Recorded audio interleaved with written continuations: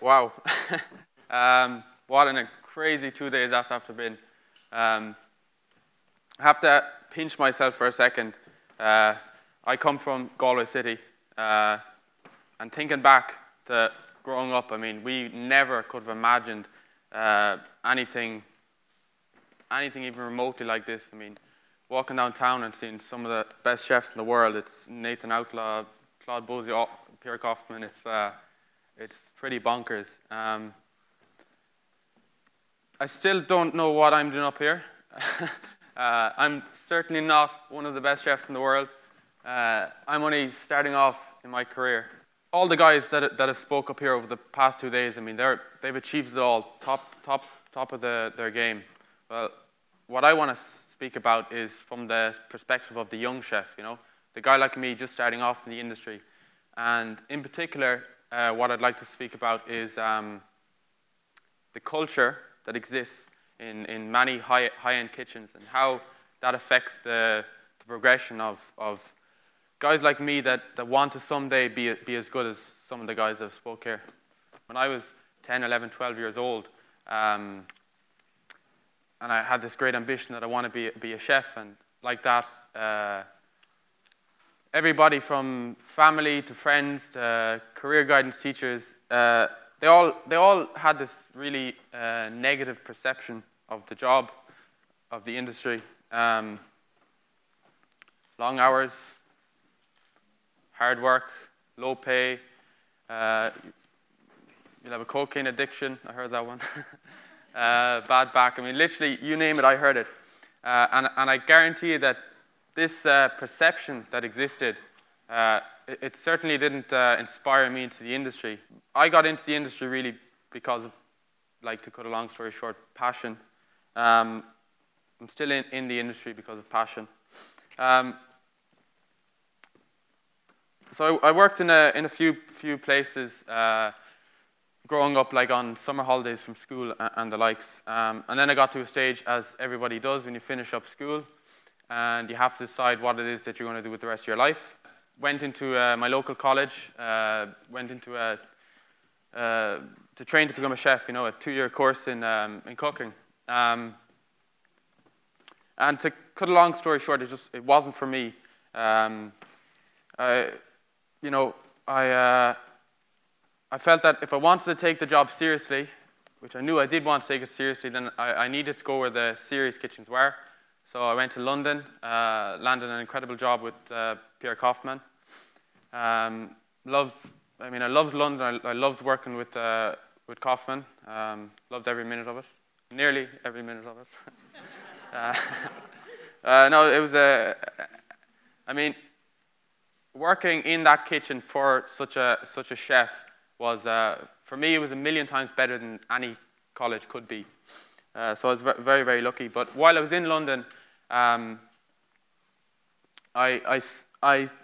worked with, obviously with Kaufman, and then on one of my days off, I used to go to some other kitchen in London. I mean, there's so many places in London, and do a stage, you know. Thankfully, Kaufman didn't work me too hard, though I still had the energy. But for me, stages were absolutely brilliant, and I mean, like that, in total, I probably went to, in 1 year, maybe 20 different kitchens, but, you know, I only went in maybe for 1 day, and I stayed in some places over consecutive weeks, but I wouldn't say, I learned a lot, I've seen a lot, but really what I got from stages was I got a good kind of a general feeling for different kitchens. And I should say that all the kitchens that I went into, they were all high-end kitchens in London, like some of the best restaurants in London. Like I said, they're high-end kitchens. They're tough places. They're hot. They're hostile. I wouldn't necessarily, you couldn't say that they were fun or like overly happy places to work. And then I went into one kitchen in London that was completely different. Like it was so different than all the other ones. And it made me realize that, in fact, all the other places that I thought were quite different places, they were actually quite similar. And what it was, that they had a similar culture, and it was quite a negative culture, and it only really dawned on me when you go into somewhere that's doing stuff completely differently. So this place, they worked very hard on creating an environment that people enjoyed working in.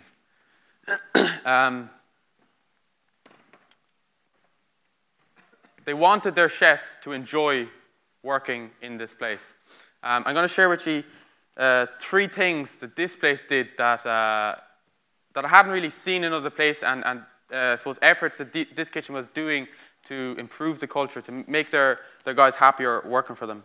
The first thing was they used to have a presentation that one member of the team, whether it be back of house or front of house, would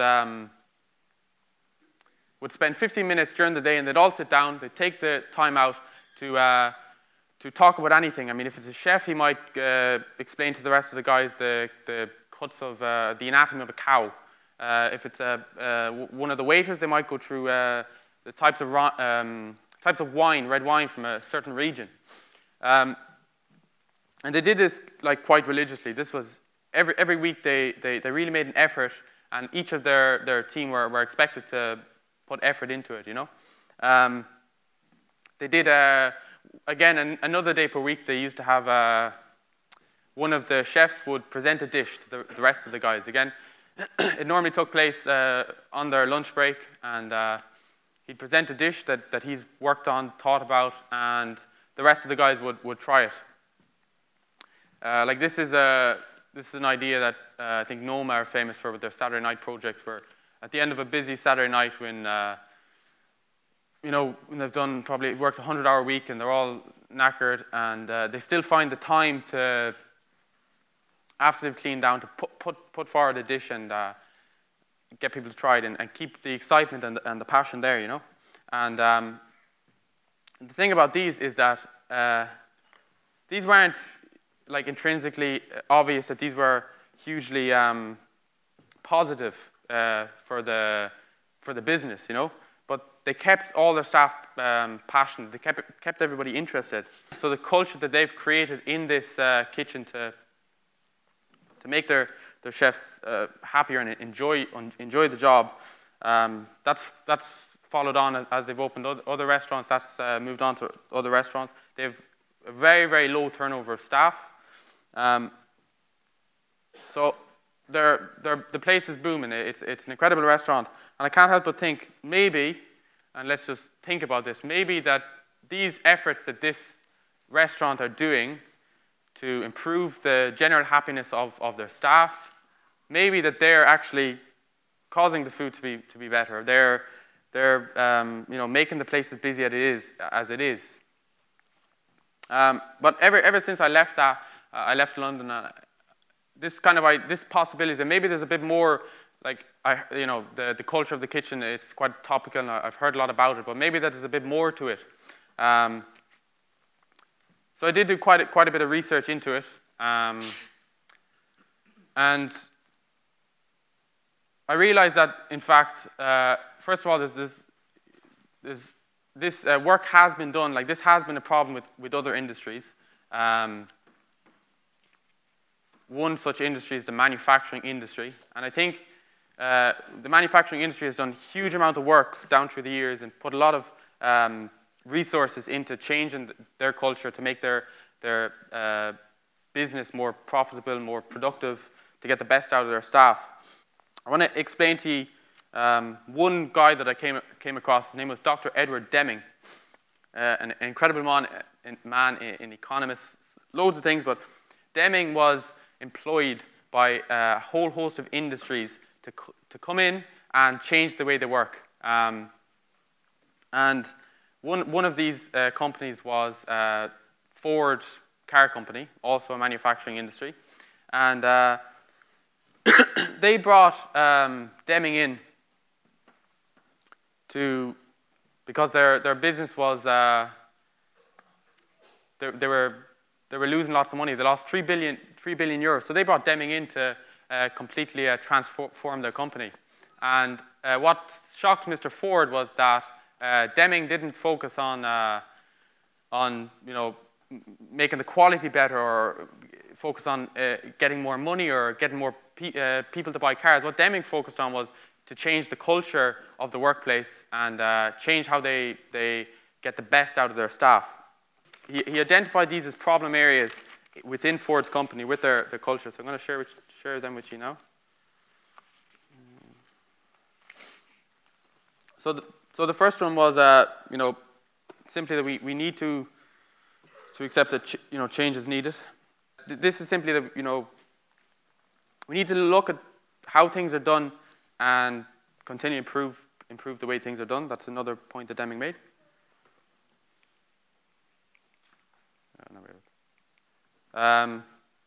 Make training part of the working day.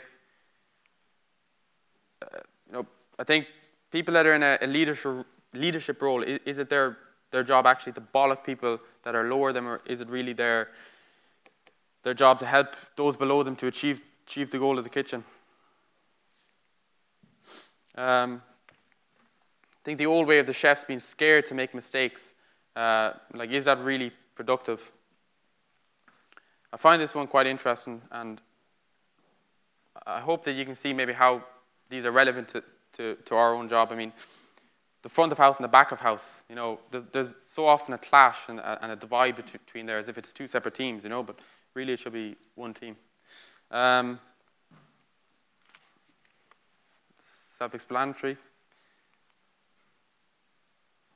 And I think that's the most important thing, that if we do recognize that change is needed, then we need to put everybody to this change.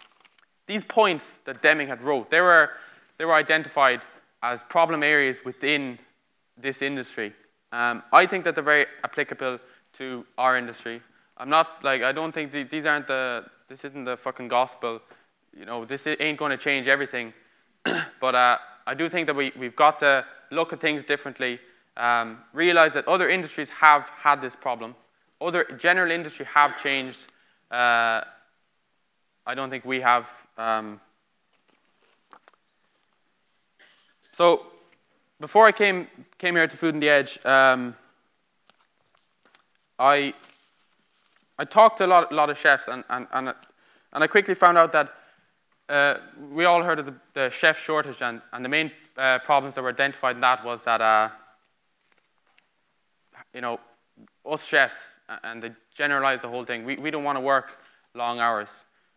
We don't want to work hard. We want more money. For me, that's, in my opinion, and I think I speak for a lot of chefs that want to be very good chefs, that ain't a problem with us. I don't care about I want to work more hours. I don't care about not getting much money. What I care about is, and why I got into this industry is because of passion, and that's why I'm still in the industry. And really what I want is I want to make a whole career out of being just as passionate about it. I want in 5-10 years' time to still be as passionate about food, about cooking, as I am now.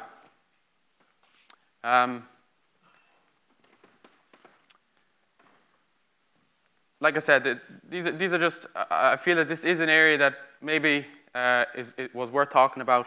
I do want to finish up by thanking the Food on the Edge team, everybody involved. It's very proud for me to be from Galway and to see what's going on here.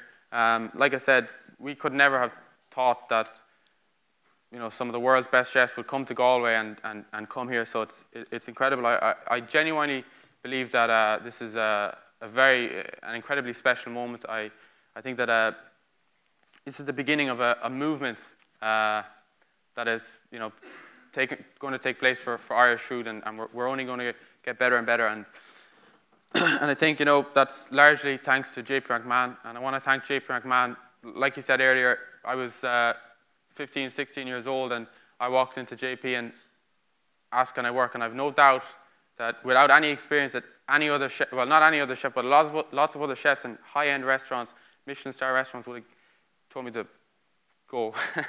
But he didn't. So thank you all so much for listening to me. Thanks,